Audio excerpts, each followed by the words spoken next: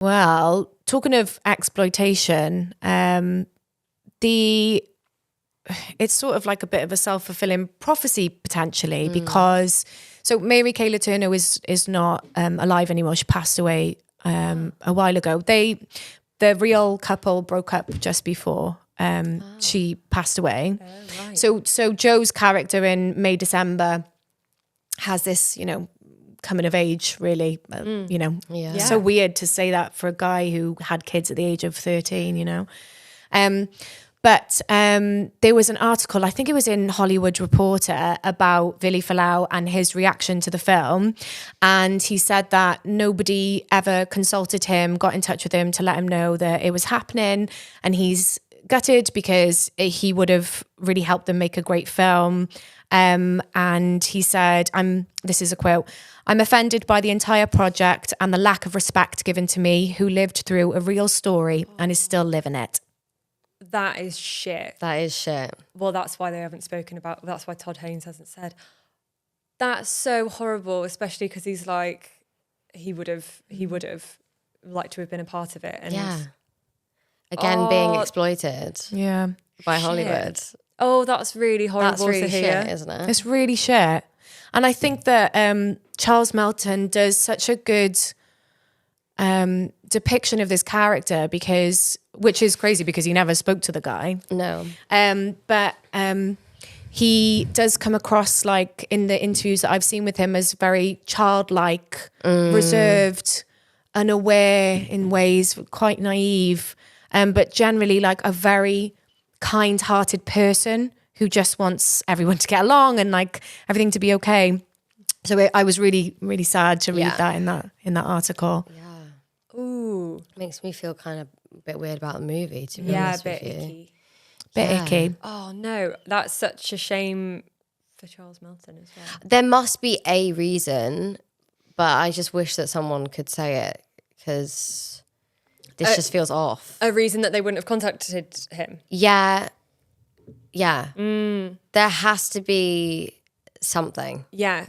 What do they think that his version would have been? Like, I don't know. Yeah. Because maybe for all of the reasons that we've just said about these women in this story taking advantage and it being them at the forefront of the film, even though it does become his story a little bit towards the end, maybe he still has a lot of respect for the person who Gracie is meant to be, portraying. Sure. And doesn't, maybe wouldn't want it to be cast in a bad light at all. Yeah. But to have not even been like asked to understand like what his stance on that would have been, because it sounds like he didn't even know it was happening. From what I read in that article, I'm pretty sure that's what it said. But I mean, his quotes in there are pretty damning, to be fair.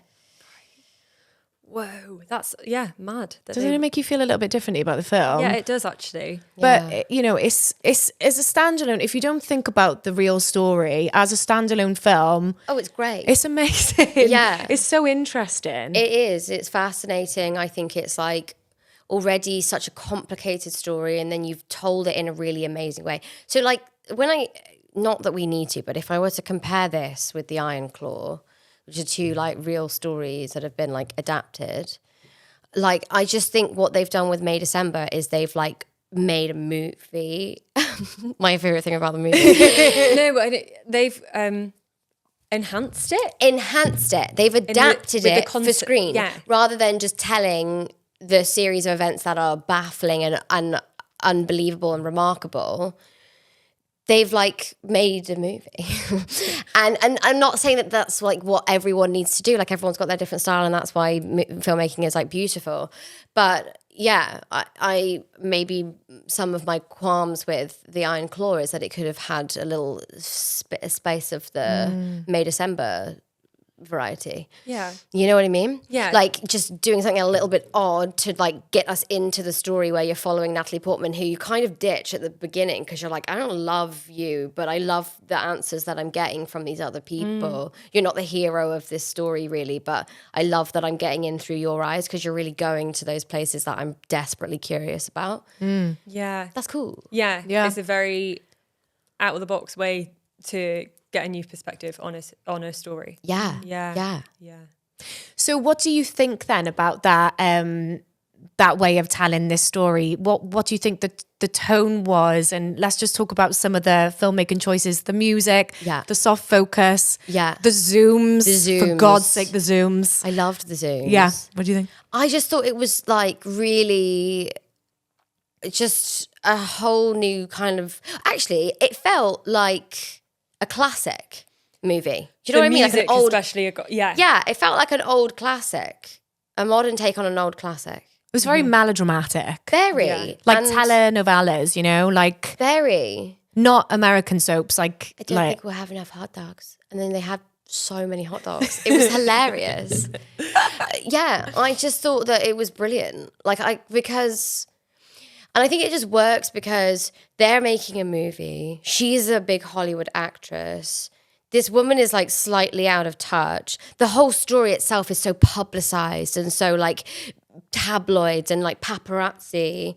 And it just like, it really felt like it orchestrated together. And you know, when we talk about Poor Things and we were like, why did it go into like the circle? Like, and I said I liked it, but I just had no idea why.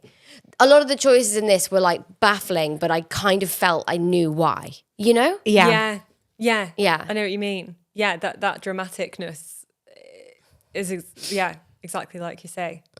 It's because it's dramatic. Yeah. It's because it's dramatic. Yeah. It also, I feel like it reminded me a little bit at the beginning of what this was meant to be about, probably, is like very early noughties, late 90s, like documentaries, American documentaries, which are like very sensationalized. Yeah. And I can't think of it. Are you thinking of like Jim and Andy? No. As a reference, no. No. Is that the one with Jim Carrey? Like, no, like documentary, like reality TV documentary type things, like very corny, like crime stuff. Yeah, as well. Yeah, I agree. Yeah, and just so sensationalized. Yeah, when it's already like bonkers. Yeah. It's cool because I suppose a lot of this, like, would you say high concept? Well, not high concept. The concept was obviously, there was a very cool concept that's obviously come from the script, but then Todd Haynes has also added this extra like the music and just the whole way that it's directed just adds this extra layer of heightenedness. Yeah. And it just works so well. Yeah, I think if it wasn't Todd Haynes directing this, it would have been a very different movie. I don't think it would have been as interesting to me as what this is. Yeah. Like, if we're talking about whether or not it's a good film, I think it's a brilliant film. Yeah. If we're talking about whether or not it's like ethical, maybe no. And then do you base your favorite movies on whether or not they were ethical? And that's like a whole other conversation in itself. I cannot believe that they didn't. I can't believe that they didn't talk to the actual family, because I actually thought that in the film it does actually talk a little bit, or it brings up themes of like the ethics of filmmaking or storytelling about people's lives. So to have not have done that in real life, actually, that's what I'd find mad. So I've got a further quote from this article, which said, Vili Fualaau had seen May December and came away deeply dismayed at what he feels is yet another example of Hollywood and the media exploiting his story and his pain. What he can't understand most is why he was never once consulted by the movie's director, its screenwriter, nor the actor, an award season favourite who played the character so clearly based on him. And I wonder if the filmmakers deny that it's based on that, or they just keep stum. This is what I mean. There has to be a reason, whether it's legal, whether it's like creatively. They were like, we don't want to open that can of worms. We want to tell the story that we want to tell. There has to be, I just really feel like there has to be a reason. Yeah. That they maybe can't say. And it's weird, like they could have made it less linked through casting choices. Like they've been very specific in that casting. Yeah. And so why didn't they just try to get away from that if they wanted to? Yeah. It feels really like silencing a little bit. You know what I mean? It's not like, very nice. shh, shh, shh. This is the story of your life. Shh, shh, shh. Yeah. Very that. Ooh. Gross. Yeah. Well, I hope that he's okay, because what an insane life. Yeah.